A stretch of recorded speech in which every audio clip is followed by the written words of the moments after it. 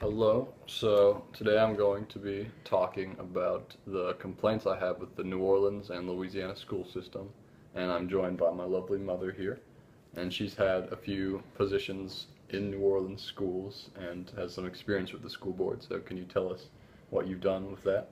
Sure. When we first came after the storm, there was a really different landscape, and we had come from public school in Ohio, and I was on staff at Benjamin Franklin Elementary. I was in a Title I position, and it required us to report on all of the exceptionalities within the school, and I helped the principal with budgeting at the end of the year, and I saw that the information we gave to the state and the way that money was portioned to the school didn't match. And so I was in a position to go to the school board and ask about why that was. Yeah. So she's been to some school board meetings and she knows what's going on, at least more than I do. So we're gonna have four talking points, four main complaints that two that we each have. So my first one is the grading scale that us New Orleans students experiences. So the majority of New Orleans public schools functions on the 7-point grading scale. I know you guys are familiar with that. So the difference between New Orleans and a lot of other schools across the nation is they have 10-point grading scales, which this causes a big discrepancy in GPA from students across different states. So the students applying to colleges would have a better looking GPA than us, even if they had the same numerical grade. So this is just a thing that serves to kind of hinder us as students and just like in college's eyes, and just this It's not a level playing field. and obviously, yeah. So the solution to this problem is very obvious. We need to just revamp the scoring system, renew it.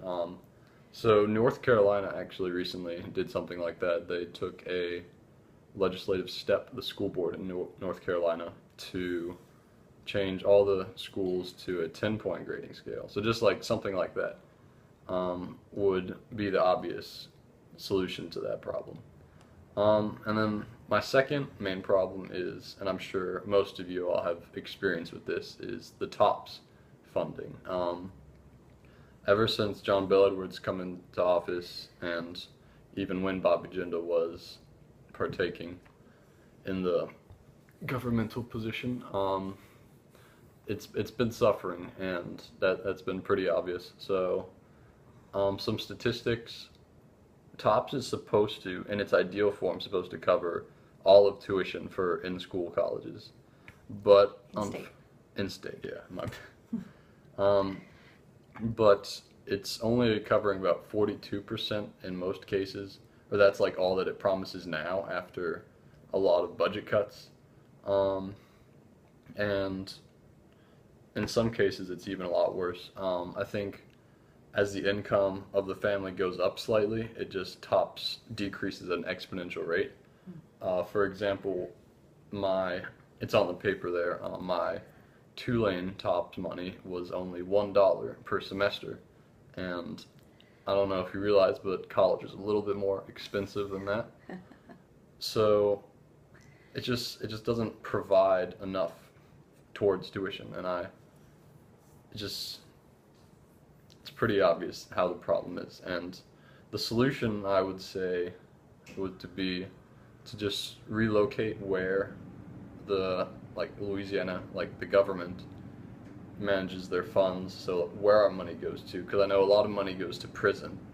Not a lot of money goes to schools funding, education. We need more of that. So it should be about $300 million going towards TOPS, but we came about $90 million short this last year. So it's just the funding's going to the wrong places, and if it keeps like that, college there just won't be enough funding for college students.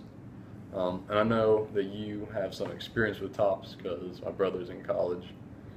So like, what do you see as the problem with TOPS?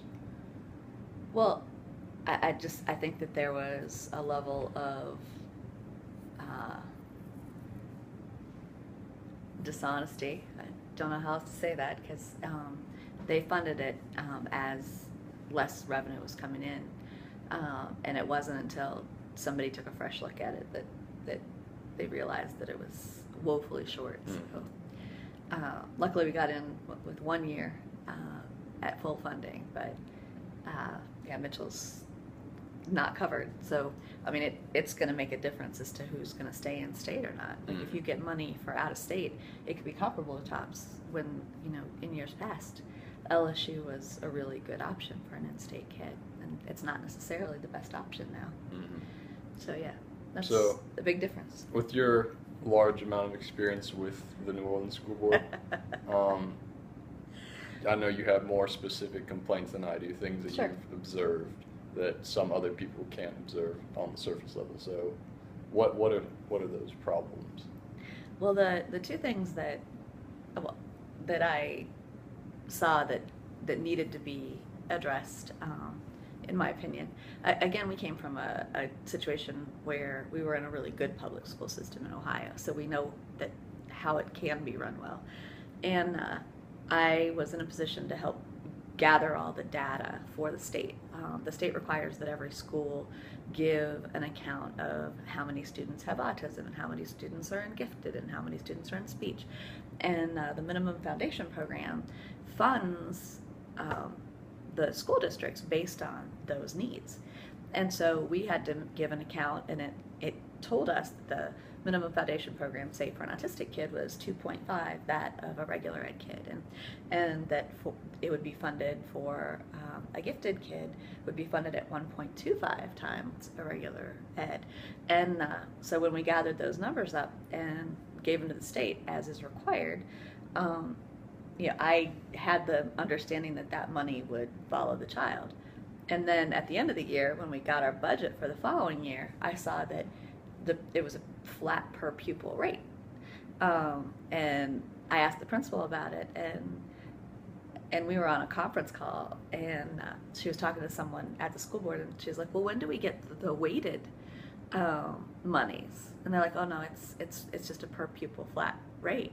It's like, well, we have a higher percentage of special needs kids. Isn't that going to be reflected in our budget? And they're like, no, it's a flat per pupil rate.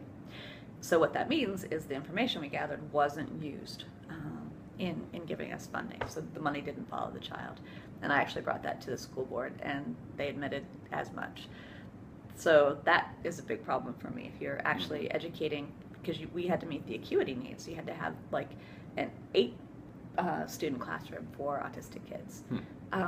But that doesn't mean that we got any additional funding. The second thing is that the charter schools were allowed to make the charter law after the storm, which means that they put into practice a law that said that no charter school student can be funded any less than a public school student, or no public school student can be funded at a rate higher than a charter school student, which means that the public school students were being paid at less than the lowest charter school by law. And that's a problem because they negotiated the rates with the state and got their licensure based on the per pupil rate. And that means that the public schools that weren't under charter all came under that lowest rate. So those two things I find really unfair for the public school students, especially for the schools that had a great number of special needs kids, because an autistic kid takes a lot more money to educate than a regular ed kid.